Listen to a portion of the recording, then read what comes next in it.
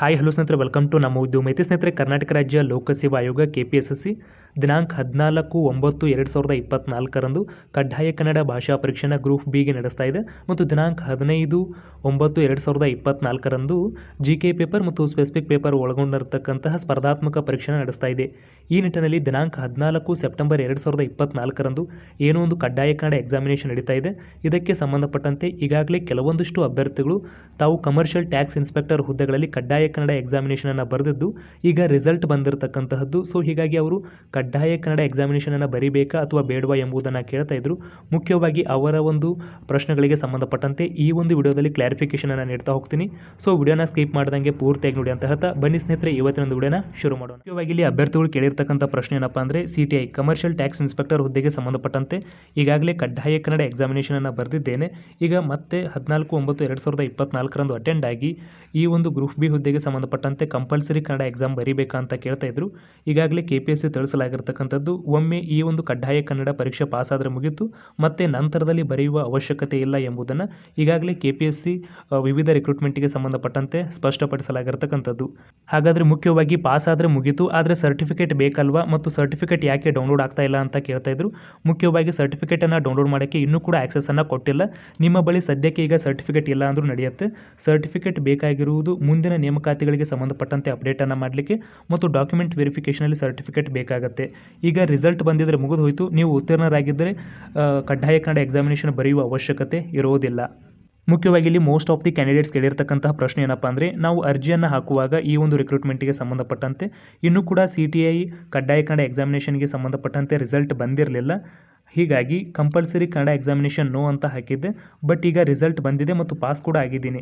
So ಹೀಗಾಗಿ 14/9/2024 ಕಡ್ಡಾಯ Kannada examination ಏನು ಗ್ರೂಪ್ ಬಿ ಹುದ್ದೆಗೆ ಸಂಬಂಧಪಟ್ಟಂತೆ ನಡೀತಾ ಇರತಕ್ಕಂತಹದ್ದು, ಇದರ ಒಂದು ಎಕ್ಸಾಮಿನೇಷನನ್ನು ಬರೀಬೇಕಾ ಅಥವಾ ಬೇಡವಾ ಎಂಬುದನ್ನು ಕೇಳ್ತಾ ಇದ್ರು.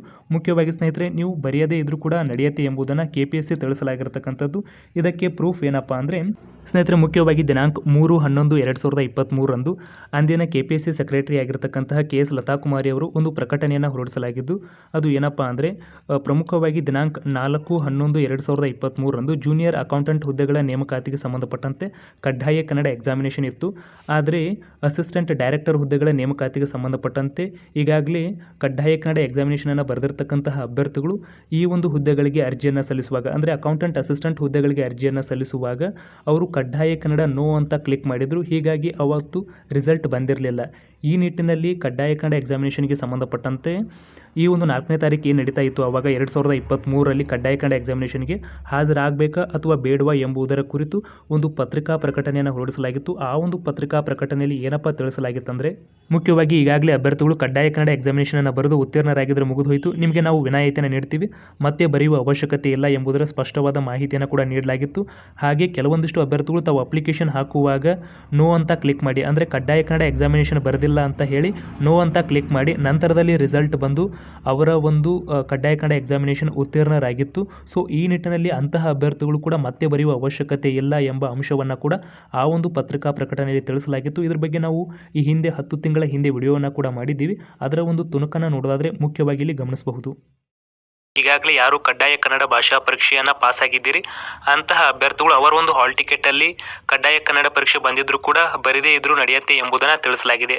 ಅಂದರೆ ಪ್ರಮುಖವಾಗಿ ನೀವು ಆನ್ಲೈನ್ ಮೂಲಕ ಅರ್ಜಿಗಳನ್ನು ಹಾಕುವಾಗ have you passed Kannada exam ಅಲ್ಲಿ ನೋ ಅಂತ ಕೊಟ್ಟವರು ಕೂಡ ನಂತರದಲ್ಲಿ ಫಲಿತಾಂಶ ಬಂದ ನಂತರ ಪಾಸ್ ಆಗಿರೋರು, ಒಟ್ಟಿನಲ್ಲಿ ಕಡ್ಡಾಯ ಕನ್ನಡ ಭಾಷಾ ಪರೀಕ್ಷೆಯನ್ನು ಈಗಾಗಲೇ ಪಾಸ್ ಆದ ಅಭ್ಯರ್ಥಿಗಳು ಮತ್ತೊಮ್ಮೆ ಬರೆಯುವ ಅವಶ್ಯಕತೆ ಇರುವುದಿಲ್ಲ.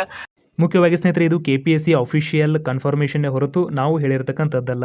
ಮುಖ್ಯವಾಗಿ ನೀವು ಈಗ ನಾಳೆ ದಿನಾಂಕ 14/9/2024 ಏನು ಈ ಒಂದು ಗ್ರೂಪ್ ಬಿ ಹುದ್ದೆಗೆ ಸಂಬಂಧಪಟ್ಟಂತೆ ಕಡ್ಡಾಯ ಕನ್ನಡ ಎಕ್ಸಾಮಿನೇಷನ್ ಬರೆದರೂ ಕೂಡ ನಿಮಗೆ ಈ ಒಂದು ರಿಕ್ರೂಟ್ಮೆಂಟಿಗೆ ಸಂಬಂಧಪಟ್ಟಂತೆ ಕಡ್ಡಾಯ ಕನ್ನಡ ಎಕ್ಸಾಮಿನೇಷನ್ ರಿಸಲ್ಟನ್ನು ಪರಿಗಣನೆ ಮಾಡಲಾಗುತ್ತೆ ಹೊರತು ನೀವು CTI ಹುದ್ದೆಗೆ ಸಂಬಂಧಪಟ್ಟಂತೆ ಉತ್ತೀರ್ಣರಾಗಿದ್ದರೂ ಕೂಡ ಆ ಒಂದು ರಿಸಲ್ಟನ್ನು ಪರಿಗಣಿಸಲಾಗುವುದಿಲ್ಲ. ನೀವು ಅಟೆಂಡ್ ಆದರೂ ಕೂಡ ನಂತರದಲ್ಲಿ 14/9/2024 ಒಂದು ಕಂಪಲ್ಸರಿ ಕನ್ನಡ ಎಕ್ಸಾಮಿನೇಷನ್ ರಿಸಲ್ಟನ್ನೇ ಪರಿಗಣನೆ ಮಾಡಲಾಗುತ್ತೆ.